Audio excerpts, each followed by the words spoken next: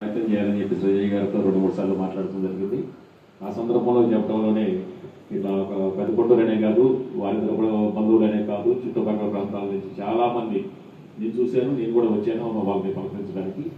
ఎంతోమంది ఇక్కడికి రావటం, వీరి అమూల్యమైనటువంటి సేవలు పొందడం, 12 బిడ్డలతో బయటకు వెళ్తాం, చిరునవ్వుతో బయటకు వెళ్తాం నేను చూశాను.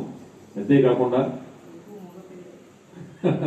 సెంటిమెంటల్గా అలాగే మరి ఇక్కడ జన్మించిన పిల్లలే మళ్ళీ పురుడు కోసుకోవడానికి ఇక్కడికి వచ్చిన సందర్భాలు కూడా ఉన్నాయని చెప్పేసి రజనీ గారు చెప్పడం జరిగింది.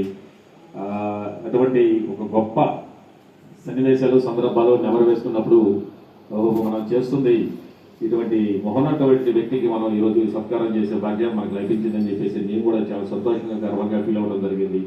ఈ సందర్భంలో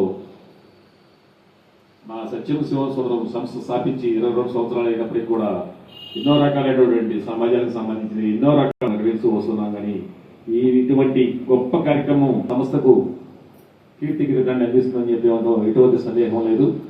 ఈ సందర్భంగా ముందుగా మా సత్కారాన్ని స్వీకరించవలసిందిగా డాక్టర్ గారిని కోరుతూ ఉన్నాం.